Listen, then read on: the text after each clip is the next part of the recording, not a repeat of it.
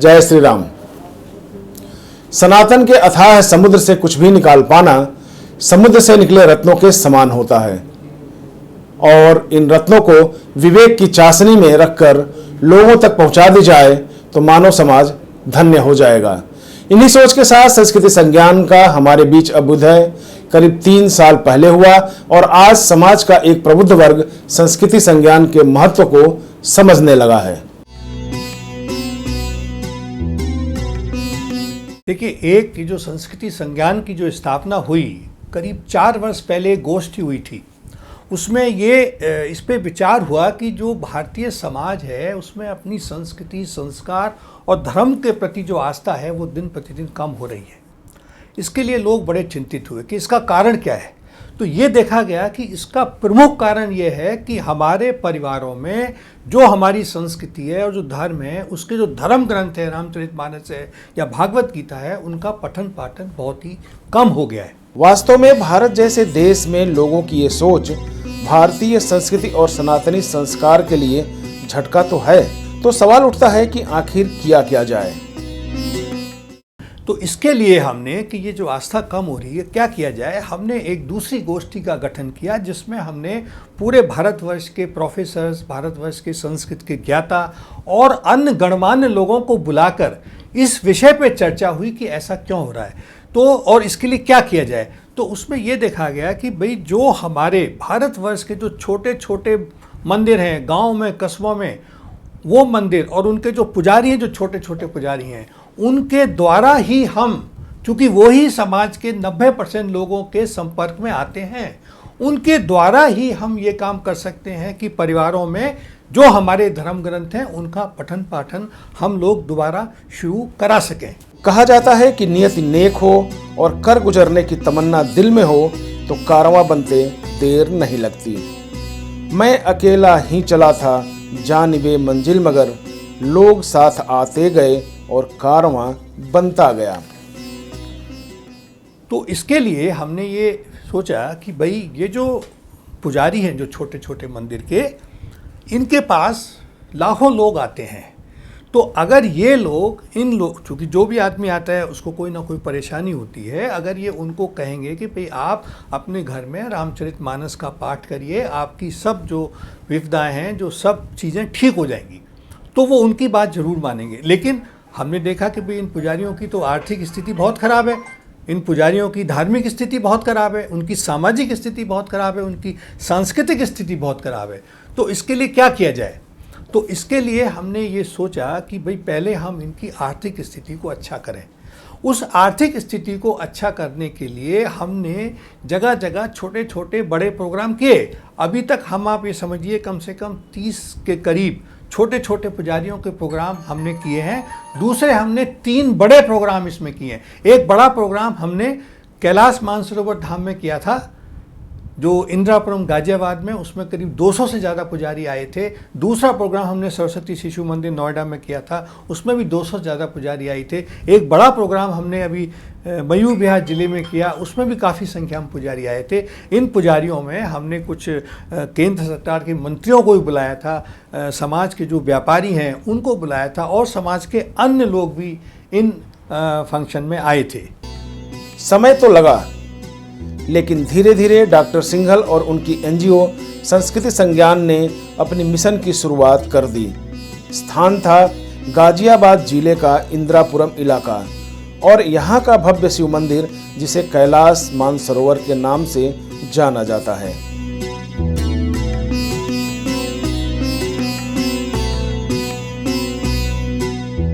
इस पहली संगोष्ठी में नेता आए, मंत्री आए, उद्योगपति भी आए और आए तो आए वो सनातन धर्मी जो वास्तव में तन से, मन से और वचन से सनातन की सेवा करना चाहते हैं। मगर ये सनातनी अपनी धर्म की रक्षा करें तो कैसे करें, क्योंकि भूखे भजन न होई गोपाला। जो हमने जितने प्रोग्राम किए, इनका हमने ज्ञापन उत्तर प्रदेश के मुख्यमंत्री आदरणीय श्री योगी आदित्यनाथ जी को दिया और अभी हम हाल में उनसे मिले भी थे। तो आप देखिए कि उत्तर प्रदेश में योगी जी ने भी एक पुजारी कल्याण बोर्ड का एक संरचना कर दी है और इसके द्वारा मंदिरों को और पुजारियों को सहायता दी जाएगी। इसी तरह से हमने मध्य प्रदेश में भी एक ज्ञापन भेजा था, आसाम में भी हमने ज्ञापन भेजा था। वहाँ पर के मुख्यमंत्री ने भी पुजारियों के लिए कुछ सहायता देने का निर्णय ले लिया है। और इसी तरह से देखिए, अभी हम हाल में एक आगरा गए थे। वहाँ पर एक टंटेन करके एक गांव है, कस्बा है, वहाँ पे हमने अभी कुछ दिन पहले एक प्रोग्राम किया था। और उस प्रोग्राम में हमने देखा कि वहाँ पे आसपास के गांव के काफ़ी सारे पुजारी आए थे। उन पुजारियों की जो हालत है वो हमने देखा बहुत ही दयनीय थी। मंदिरों की जो अवस्था थी वो बहुत ही खराब थी। फिर क्या था? संगोष्ठी पर संगोष्ठी होने लगी और दिल्ली एनसीआर के पुजारी जुटने लगे। जब बात समझ में आई तो केंद्र और राज्यों के हुक्मरानों को ज्ञापन देने का काम शुरू हुआ। हालांकि इन सब कार्यों में वक्त तो लगा, लेकिन उम्मीद की किरणें झलकने लगी।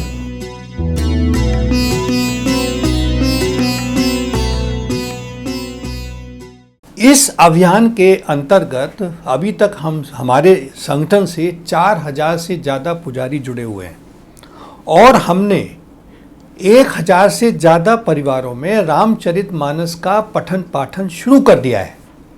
और हमारा ये उद्देश्य है कि 31 दिसंबर 2022 तक हम 10,000 परिवारों में और 31 दिसंबर 2023 तक हम 1 लाख परिवारों में रामचरितमानस का पठन पाठन कराएंगे। अब हमने जो हमारा संगठन है, हमारे संगठन के साथ काफ़ी सारे व्यापारी वर्ग भी जुड़े हुए हैं और ये जो व्यापारी वर्ग है ये इन पुजारियों की स्थिति, आर्थिक स्थिति को सुधारने के लिए और इन मंदिरों की स्थिति को सुधारने के लिए संगठन को और पुजारियों को आर्थिक सहयोग देने के लिए ये सब लोग तैयार हैं। दूसरा, हम क्राउड फंडिंग के द्वारा भी पैसा संग्रह करने की कोशिश कर रहे हैं ताकि इन पुजारियों की और मंदिरों को हम सहायता कर सकें। देखिए, ये हमें समझना पड़ेगा कि भारतीय संस्कृति तभी तक जीवित है, भारतीय संस्कृति धर्म तभी तक जीवित है जब तक ये हमारे गांव कस्बों के जो छोटे छोटे मंदिर हैं और पुजारी हैं ये जीवित हैं। और ये भी समझना पड़ेगा कि किसी भी देश, भारतवर्ष का जो अस्तित्व है वो तभी तक है जब तक हमारी संस्कृति और धर्म जीवित है। इसीलिए मेरा समाज के, सनातन समाज के हर व्यक्ति से एक सविनय अनुरोध है कि अपनी क्षमता के अनुसार इन पुजारियों के लिए और मंदिरों के लिए अपनी अपनी क्षमता के हिसाब से आर्थिक सहयोग जरूर करें। इसके लिए आप हमारी संस्कृति संज्ञान की वेबसाइट, संस्कृति संज्ञान की वेबसाइट को देख सकते हैं, संस्कृति हमें ईमेल कर सकते हैं, हमें फ़ोन भी कर सकते हैं। मेहनत रंग लाएगी इतना तो जरूर विश्वास था, लेकिन कब लाएगी ये कहना बड़ा मुश्किल था।